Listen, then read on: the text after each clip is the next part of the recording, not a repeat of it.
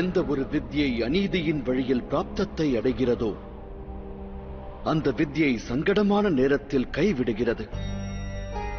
இது பகவான் பரசுராமரின் சாபமல்ல அங்கதேச அரசே, இறைவனால் வகுக்கப்பட்ட நியதி.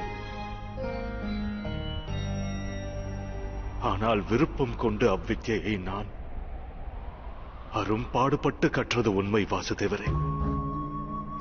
அவ்வாறிருக்க ஏன் வித்யை மறக்கும் நிலை கொண்டேன்?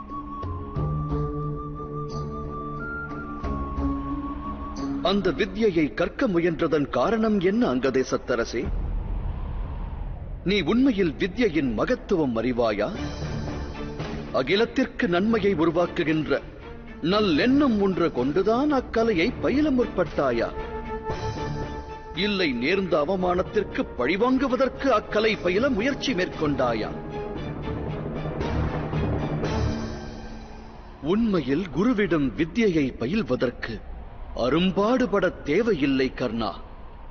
குருவிடத்தில் ஹிருதயத்தை ஒருநிலைப்படுத்திய சமர்ப்பணம் போதும்.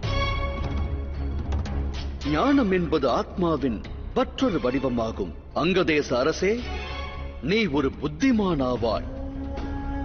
எடுத்துரைப்பாயாக.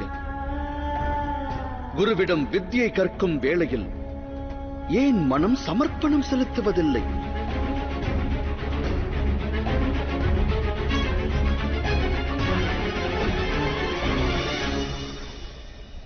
ஞானத்தை மனிதன் இறைவனாய் கருதாமல் ஒன்றை அடையும் லட்சியம் கொண்டு ஞானத்தை பெறுவதற்கு எண்ணம் கொண்டால் அவன் கற்கின்ற அஞ்ஞானமானது அஞ்ஞானமாகவே பிராப்தம் தரும். ஞானம் அம்மனிதனின் ஹிருதயத்தோடு ஒன்றாமல் போகும்.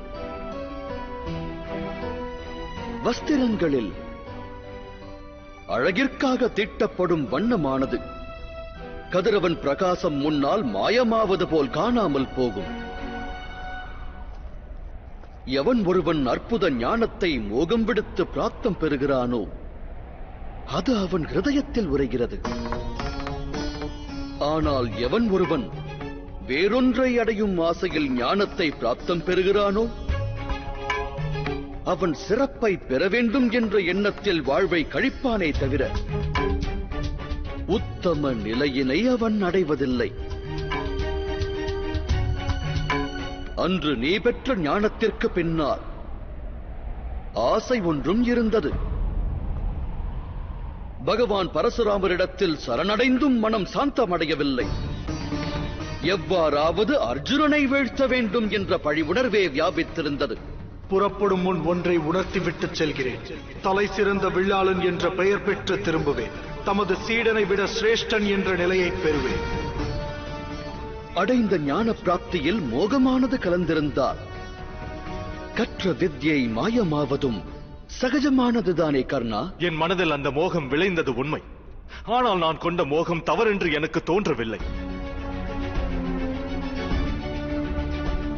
அகிலமே என் திறன் மீது சந்தேகம் கொண்டு தூற்றி வந்தது. வீரத்திற்கு அங்கீகாரம் கிட்டவில்லை. என் கனவுகளை அகிலம் ஸ்வீகரிக்கவில்லை.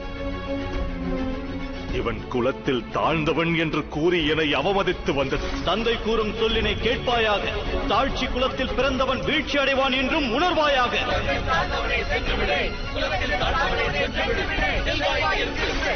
இறைவன் தரும் ஆசியின் மீது மனிதனுக்கு அதிகாரமானது உள்ளது. ஆனால் இந்த அகிலமானது அந்த அதிகாரத்தை தட்டிப் பறிப்பது சரியா வாசுதேவரே? உனக்கு நிகழ்ந்தது மாபெரும் அநியாயம் கர்ணா. குலத்தால் தாழ்ந்தவன் என்னும் பேதம் காண்பது, அந்த பேதங்களையும் வேறுபாடுகளையும் கொண்டு ஒரு மனிதனை அவனுக்கு அகிலத்தில் கிடைக்க வேண்டிய அதிகாரத்திலிருந்து, உரிமையிலிருந்து, அவனுக்கு கிடைக்க வேண்டிய பிராப்தத்திலிருந்து விலக்கி வைப்பது மாபெரும் தவறென்று அறிவேன். எனில் நான் இழைத்த தவறுதான் என்ன? எனது ஹிருதயத்தில் உதித்த வேதனை, என்னுள் எழுந்த பழி உணர்வு, சிறந்த நிலையை பெற வேண்டும் என்ற அவனியில் அதிகாரம் கிடைக்க வேண்டும் என்ற ஆசை எவ்வகையில் தவறாகும் வாசுதேவரே? ஒரு சம்பவத்தை நினைவு கூறுகிறேன்.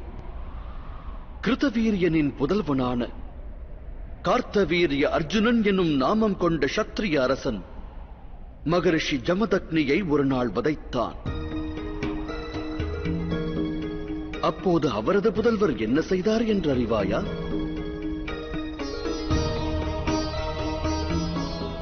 வேதனை கொண்ட அவ்வேளையிலும் சிந்தனை செய்தார். ஏன் தந்தை கொல்லப்பட்டார் என்று ஆலோசித்தார். அதர்மம் உதித்த இடத்தை அறிந்தார். தன் ஹிருதயத்தில் இருந்த வேதனையை அடியோடு அகற்றி அகிலத்து வேதனையை தன் ஹிருதயத்தில் ஏற்றினார். அதர்மிகளான சத்திரியர்களை அடியோடு அழித்து அகிலத்தை காக்க வேண்டுமென்று ஹிருதயத்தில் அவர் உறுதி கொண்டார். அன்று அவர் பழி தீர்க்கும் எண்ணம் கொண்டிருந்தார். இன்று பகவான் பரசுராமர் என போற்றப்பட்டிருக்க மாட்டார்.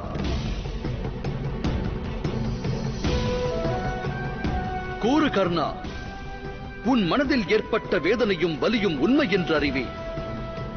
ஆனால் நீ சுயநல எண்ணம் விடுத்து பொதுநல எண்ணம் கொண்டிருந்தால் இன்று நீயும் போற்றப்பட்டிருப்பாய். ஜனனத்தின் போதே உன்னில் குடிகொண்ட திவ்யத்துவம் இந்த அகிலத்திற்கு ஒருவேளை பயன்பட்டிருக்குமேயானால் எண்ணற்ற ஜீவராசிகள் ஆனந்தம் அடைந்திருக்கும். திவ்யத்துவம் பொருந்திய உன்னில் குடிகொண்டது மா வீரமுமாகும், மனதை வாட்டும் வேதனை தீயுமாகும். ஆனால் நீ உனது மனதை பொதுநலத்திற்கு அர்ப்பணிக்கவில்லை. அதர்மத்தின் ஒரு உருவமான துரியனிடம் நீ உன்னை சமர்ப்பித்தாய். ஆணவம் கொண்ட அவன் காட்டிய வழியில் நடக்கத் துவங்கினான்.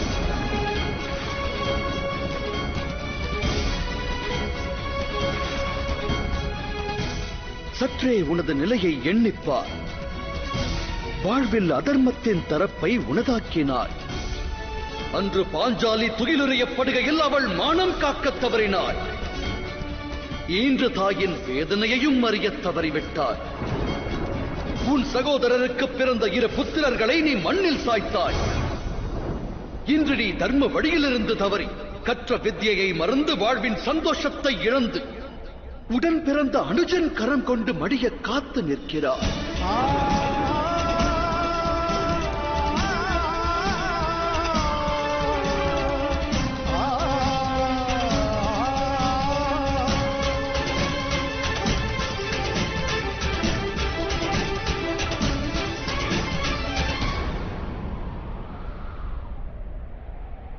தாம் கூறுவது உண்மை வாசுதேவரே.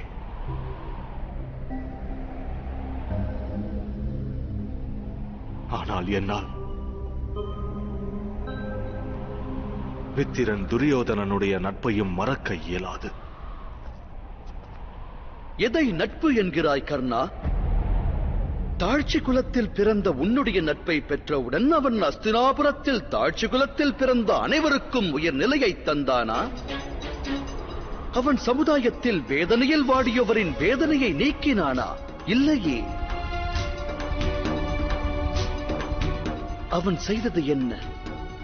அவன் தன்னுடைய சுய லாபத்திற்காக உன்னுடைய நட்பினை பெற்றான். அதோடு உன்னுடைய ஹிருதயத்தில் அர்ஜுனன் பற்றிய பழி உணர்வை தூண்டினான். அதற்காகவே உன்னோடு நட்பினை வளர்த்தான்.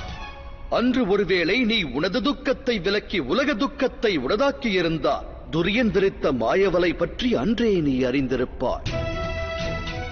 ஒருவேளை துரியன் ஹிருதயத்தில் உபகாரம் என்னும் பாவம் தோன்றியிருந்தால் அவன் பெற்ற உன்னுடைய திவ்ய நட்பினை கொண்டு உலக வேதனையை போக்கியிருப்பான். அதர்ம வழி விடுத்து தர்ம வழியில் நடந்திருந்தால் யுத்தமானது என்று நிச்சயம் உண்டிருக்காது. ஆனால் இந்த சத்தியத்தை நீ அறியத் தவறினாய். அகங்காரம் கொண்ட அவனுக்கு நீ அளித்த உபகாரம் உன்னத நிலையை பெறவில்லை. நான் வாழ்வனைத்தும் வேதனையில் வாடியோருக்கு தானம் வழங்கி வாழ்ந்தவன். இதுவரை எனக்கென்று உடைமையாய் எதையும் கொள்ளாதவன். அளிக்கப்படும் தான தர்மங்களால் ஒருவன் புண்ணியத்தை பெறுவான் கர்ணா. அது தானம் பெறுபவனுக்கு கிட்டாது. ஆனால் உன்னில் பொருந்திய வீரத்தை நீ உன்னைப் போல் வேதனையில் வாடியோரின் வேதனையை போக்க பயன்படுத்தியிருந்தால் அகிலமே பயனடைந்திருக்கும் அல்லவா? அகிலம் உன்னை அங்கீகரிக்கவில்லை என்னும் ஆதங்க உணர்வானது உன்னில் எழுந்தது. ஆனால் உன் வாழ்வில் இறைவனால் நீ பெற்ற திவ்ய அனுகிரகத்தினை இன்று வரை நீ அறியவில்லையே.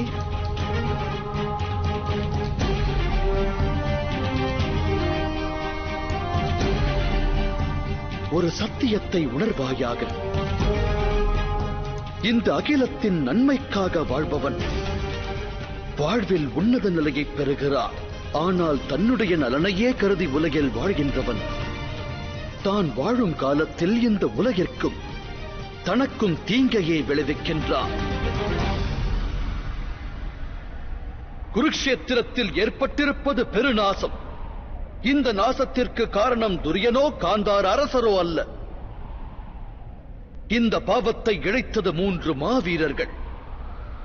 கங்கை மைந்தரான பீஷ்மர், குரு துரோணர், மாவீரனாய் விளங்கும் கர்ணன்.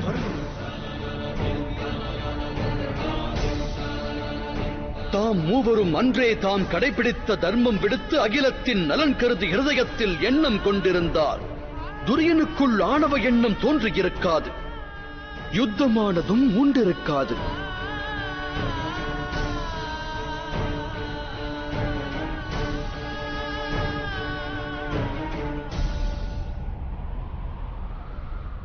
தாம் கூறுவது உண்மை வாசுதேவரே. இந்த உலகிற்கு அதர்மிகளால் ஏற்பட்ட நஷ்டத்தை விட பன்மடங்கு தீங்கு தர்மம் பற்றி அறிந்தவர் புறக்கணிப்பால் ஏற்பட்டது. யுத்தம் மூண்டதற்கும் காரணம் அதுவே. இப்பழியை நான் ஏற்கிறேன்.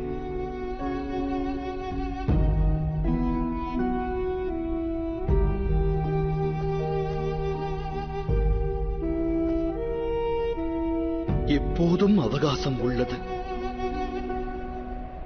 உன் மனதில் உள்ள வேதனையை போக்கு. ஹிருதயத்தில் உள்ள அதர்ம எண்ணங்களை விலக்கி உன்னுடைய மரணத்தினை மனமாற ஏற்பாயாக கர்ணா. அத்தீர்மானமே அகிலத்திற்கும் உனக்கும் நன்மையை விளைவிக்கும்.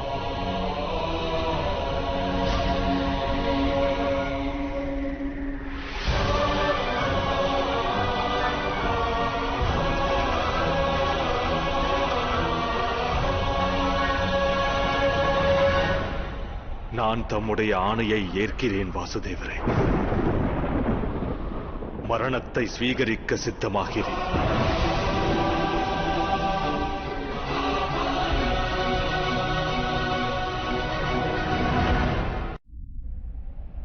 மன்னிப்பு வேண்டி மன்றாடியதா என் தாயிடத்தில்? தயை கோர்ந்து தாம் எடுத்துரையுங்கள். அதோடு பாஞ்சாலி இடத்தில் இழைக்கப்பட்ட அவமானத்தை நீக்க நான் எனது ரத்தத்தை சிந்தியதாக எடுத்துரையுங்கள். தம்மிடம் ஒன்றை மட்டும் வினவுகிறேன். என்னுடைய திறனுக்கான அங்கீகாரம், என்னுள் உறைந்த வீரத்திற்கான கௌரவம் என்றும் கிட்டாதா? கர்ணா,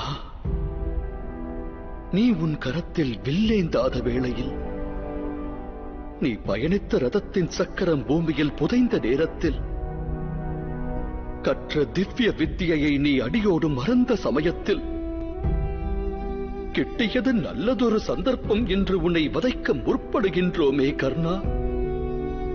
இது ஒன்றே காலம் உள்ளவரை பறைசாற்றும் உன் மாவீரத்தை.